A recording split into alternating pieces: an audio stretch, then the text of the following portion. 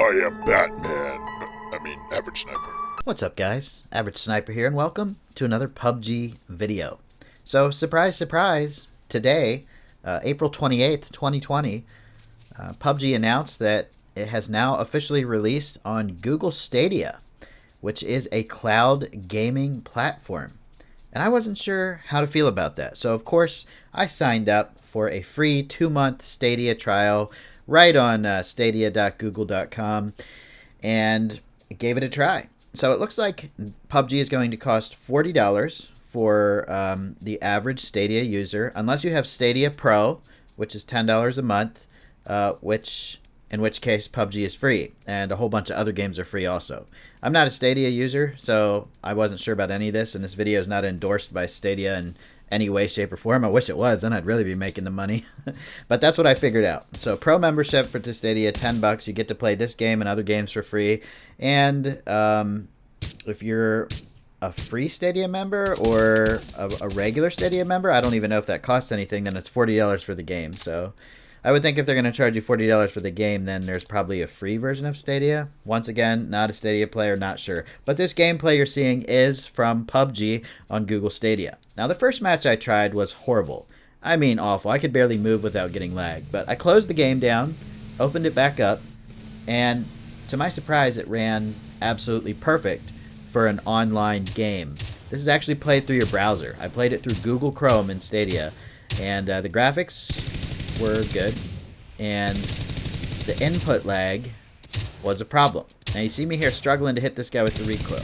I'm pretty decent at controlling my recoil in PUBG, but in Stadia, that's a bot by the way, we'll get into that later. In Stadia, I found it very hard to control my recoil, and that's because of the input lag. Now, at first, the input lag didn't seem that bad.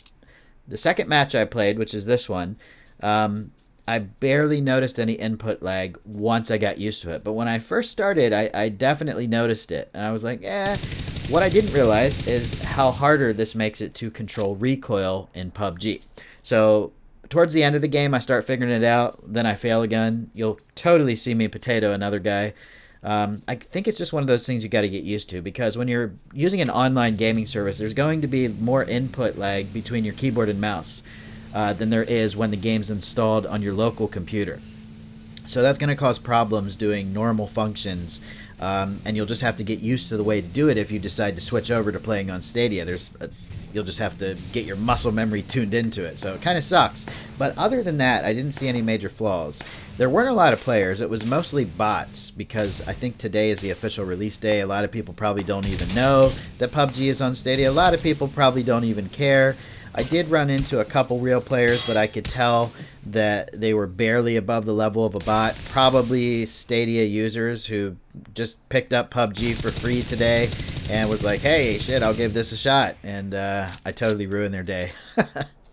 But you can see there I controlled the recoil a little better, so I was getting used to it. But once I realized I was playing mainly against bots, I decided to just drive around, get a feel for how it felt, how the graphics looked, and everything like that. I'm playing it in 1080, but it says you can play up to 4K. My ping was pretty good, my frame rate was pretty good, although I don't think it runs above 60 frames per second. So if you have a hardcore gaming computer and you're wanting those 144 plus FPS, I don't think that's something you're going to get. So there's a lot of pros and cons, but one of the things I find very interesting about this is you're not going to see any cheaters or any radar users or any hackers in Stadia, because you're playing exclusively with other Stadia users, and the game files are not installed on the local drive, which means radar's not going to work. As far as I know, radar's not going to work, and it means cheating is not going to work either, because the way that stuff works is by picking up the information on your local computer or your local router and giving it to you in a way that helps you cheat, which really ruins PUBG. For example, before I tried this out on Stadia, I actually signed in to regular PUBG PC on Steam, played a normal match, and in the very first match, keep in mind the only reason I was playing was just to test if anybody was still using radar, because it's a major problem. The very first match I landed, I killed 2 regular players. It was cool. And then I just kind of went to this house in the middle of nowhere, and I just sat there without moving, just to see if anybody would come and find me. Well, eventually, within about 2 minutes, a guy came out of nowhere, charging up to my house, and I didn't move. I stayed exactly where I was, didn't peek any windows, didn't give him any indication I was there.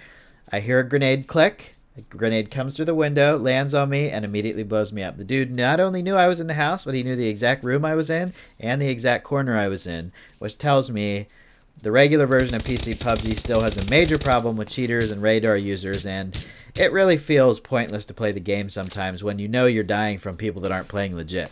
So this is going to be a big plus for Stadia users, because I don't think you're going to have to worry about cheaters, radar users, or hackers at all. Now these bots, I hate playing against bots. I prefer to play against real players. It's literally no challenge at all killing bots.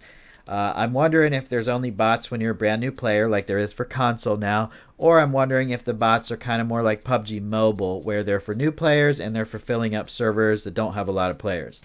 I'm sure if PUBG on Stadia gets a lot of users, which it probably won't. PUBG is over 3 years old. I don't see a lot of people wanting to migrate over to it. I especially don't see a lot of PC people wanting to come over to it. Because they spent all this money on big gaming rigs, and why not get their money's worth out of it and play the regular version of PUBG and just deal with the cheaters and hackers when it happens.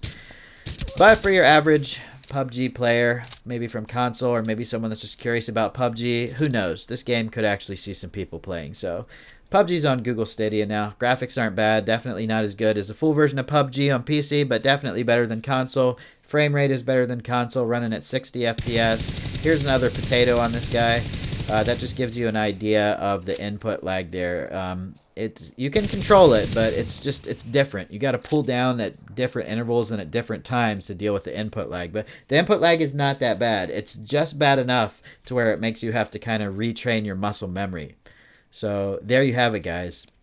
Let me know what you think in the comments section about PUBG coming to Stadia.